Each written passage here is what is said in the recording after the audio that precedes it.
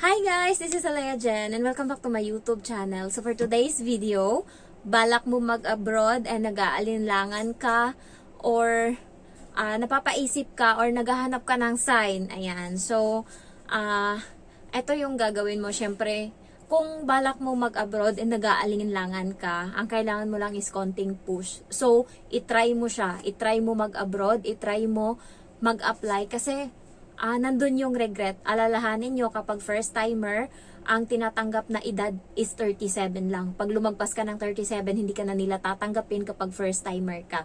So, why not to take a rest? Why not to try? Kung hindi nag-work sa'yo yung abroad, especially yung Hong Kong, pwede ka namang umuwi. Malapit lang yung Pilipinas. Pwede kang mag-break ng contract, ganyan. Pero, itry mo muna. Ganun ako. Kaya, nung tinatanong ako ng mga tao sa probinsya namin nung umuwi ako doon kasi nga meron akong 15 days bago yung bago yung flight ko dito, and alam na nila tapos na ako nag-process. So tinanong nila ako kung bakit ako umuwi ng Sipalay sa province ko. Sabi ko mag-abroad kasi ako, may ticket na ganyan. So sabi nila kaya mo ba? Sabi ko itry ko lang, itry ko yung best ko. Wait lang guys, re-replyan ko lang to. Nagpa-deliver ako ngayon ng buhangin sa, ako yung nagkontrata ng buhangin para sure. Kasi dinuduga ng kapitbahay namin yung mama ko kasi alam na may abroad. So, tinataasan nila yung presyo ng buhangin. Hindi sila makaduga ngayon kasi ako yung umorder mismo sa nagdi-deliver ng buhangin.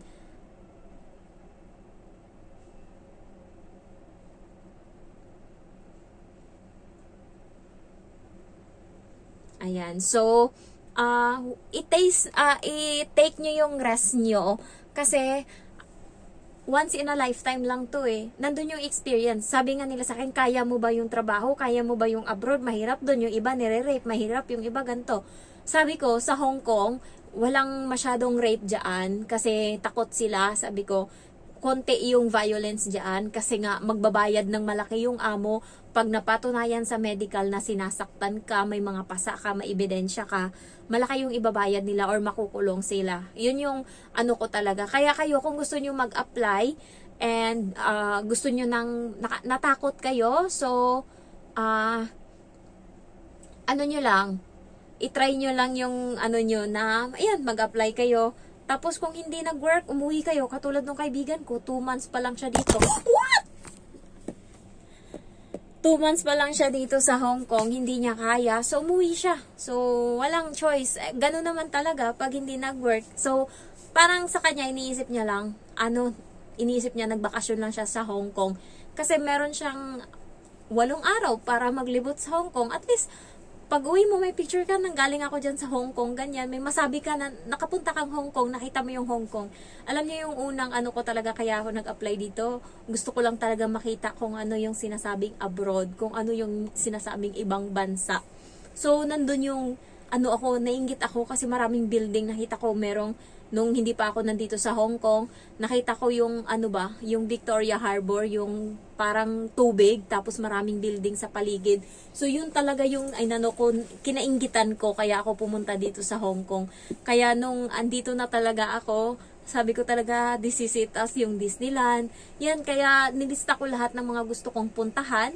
Tapos, pagdating dito, is ko talaga, ginala ko talaga sila lahat. Ngayon lang ako tumigil kakagala.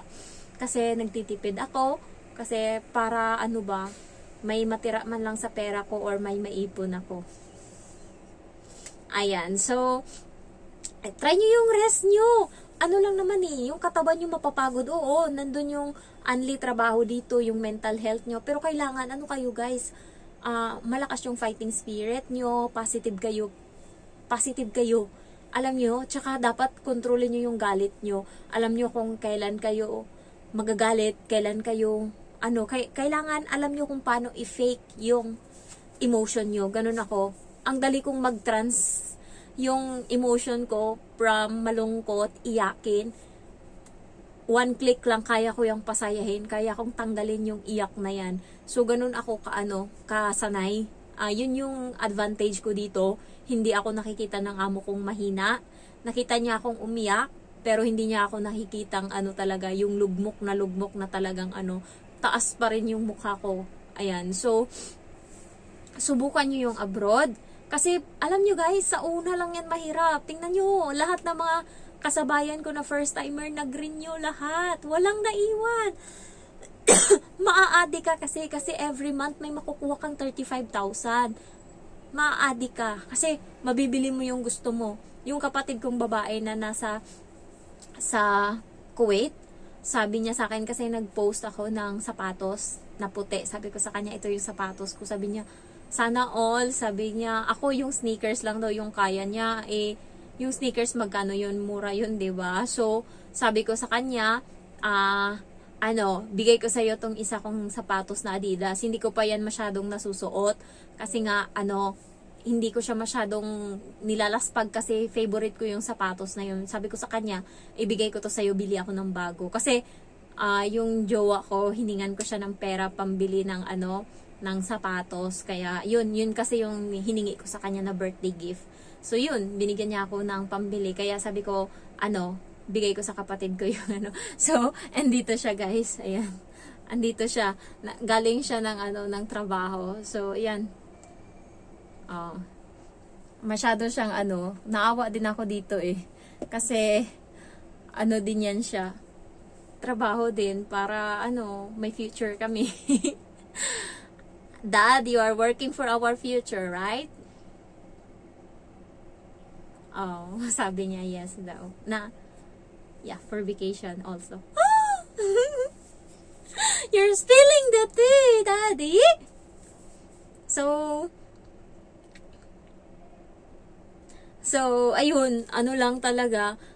Try nyo lang. Mag-enjoy kayo. Lalo, marami kang Pinay na makakasalamuha dito, makakagala ka, makakainom ka rin. Parang Pilipinas lang. Kung tanggera ka doon sa Pinas, tanggera din. Pwede ka din maging tanggera dito. So, anything na nagagawa mo sa Pinas, mas maging malaya ka pa nga dito eh. So, yung mga iba dyan is hindi na talaga mas pinili na ang Hong Kong. Yung matanda nga na magsi-60 na siya, ayaw niya pa talagang umalis sa amo niya kung hindi pa siya sinabihan na magka-cancer siya dahil ang dami niyang sa katawan na bukol-bukol. Tapos terminate siya, binigyan siya ng LS, hindi pa talaga siya uwi, ayaw niya, gusto niya dito. Kaya kayo, itry nyo na, simulan nyo na guys. And kanina may na-terminate, siya, subscriber ko siya, nagulat siya. Kasi yung kaibigan ko, tsaka siya, magpinsan. Ngayon nag-meet kami ng kaibigan ko, kasi nandun ako sa Sintra, sabi niya, nandyan ka? Sabi ko, oo. So, nag-meet kaming dalawa, and nandun yung babae, tapos nagulat siya, sabi niya, ganun ikaw! Sabi ng kaibigan ko, oo, ko yan, best friend ko yan. Sabi ganun ng kaibigan ko. So, tuwang-tuwa siya sa akin kanina, tapos na-terminate siya 10 months, and then, nagpunta sila sa Sunlight na agency, pero may interview sila kanina, Canadian. So, dalawa sila. Good luck sana makuha nila yung, yung ninanais nila. So, Daddy! The other phone is keep on falling, so it goes to my other phone.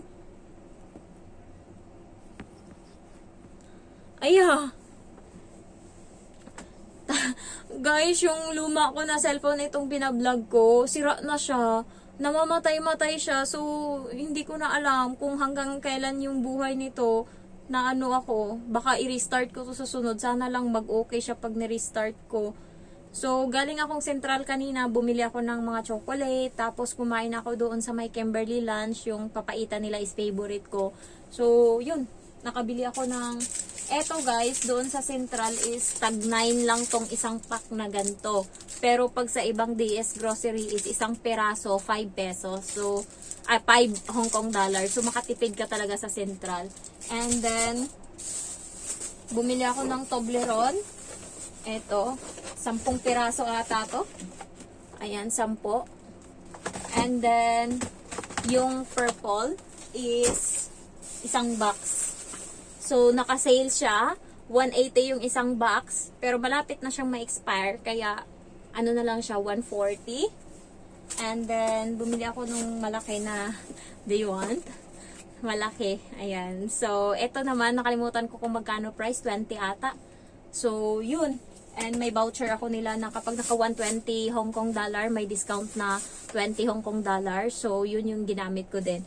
Kaya, inuunti-unti ko yung mga bibilhin ko. And nagpadala ko sa mama ko ngayon ng 45,000 kasi nagbili ako ng buhangin nga tsaka hollow blocks. Ayan. Tapos magpapabili ako ng bakal. So matatapos na yung mga materyales. Kasi sabi ng maggagawa para pagdating daw nila diretso gawa na sila. So sana lang talaga matapos na tong bahay ko. Hindi man yung tapos na tapos pero yung pwede nang tirahan ng mga magulang ko kasi naawa ako sa kanila. Gusto nilang tumira doon sa malaking bahay kahit na umuulan, tumatagas pa rin. Pero alam mo yung kahit na doon pa din sila kumakain, doon sila tumatambay, doon sila kasi malamig daw. So, kaya atat na talaga akong matapos. And yun, inaano ko na lang talaga yung mga materyales, kinukumpleto ko. Kaya yung mga nagbabalak mag-abroad, kung may mga pangarap kayo, may mga bahay kayo na gustong gawin, may may mga lupa kayo na gustong bilhin, may mga animal kayo na gustong bilhin. So, try nyo mag-abroad, mabilis siyang makuha. May kalabaw na ako ngayon. Nakabili ako ng alahas. Tapos, nakabili ako ng mga appliances. Tapos yun, may bahay, and then may cellphone ako na yung gusto ko. Tapos nabibili ko lahat ng mga damit na gusto ko. Nakakapagpa-package ako. Hindi na katulad dati, makakain na ng papa ko, yung mainom niya na yung gatas na gusto niya, bumili ako. Yan, naano ko na lahat. So, natutuwa ako. Natutuwa ako na may achievement ako kahit papano. Kahit sinasabi nila na payat ako, ganto. Pero ang inaano ko kasi, konting sakripisyo lang para ko lang yung ko talaga, yung dream ko. Tapos makapagpahinga. Kahit walang ipon masyado, basta at least nagawa ko na yung bahay. Yung maipa-proud ko yung sarili ko na nagawa ko yun. So, I'm thankful for that. And happy ako sa kung ano man yung outcome ng ginawa ko dito. And hindi naman ako ganun ka-stress. Pero kanina, late ako nagising. Kasi holiday ko ngayon. Sabi ng amo ko, hindi ko alam na aalis pala sila ng bahay. Pupunta sila ng temple. So, gumising sila ng maaga. Alas 9, hindi pa ako gising. Nagbukas na lahat ng ilaw dito. Tapos, nagmamadali na sila paglabas ko yung bata. Nagtatry na siyang isuot yung mga damit niya. So, binihisan ko siya. Hindi nakita ko yung amo kong babae. Natataranta na kung anong gagawin. Ayan. So, siya lahat gumawa kasi wala ako eh. Tapos yun, hindi ako nakapagpainit ng tubig. Hindi ako nakapaghugas. Wala talaga lahat. So, sabi ko sa kanya, sorry mom, late ako nagising. Sabi niya, it's okay, it's your holiday. Sabi niya ganun. Tapos, ayun, umalis sila. Umalis din ako, nagpa-central ako. Tapos, kakauwi ko lang. So, ayun guys, yung mga nagbabalak dyan mag-abroad, try your luck. Kasi, swerte-sortihan lang tayo dito. Pag sinwerte ka, edi, happy for you. Pero pag minalas, uwi ng Pinas, ano ba naman yan? Diba? Thank you for watching and I love you all. Bye-bye.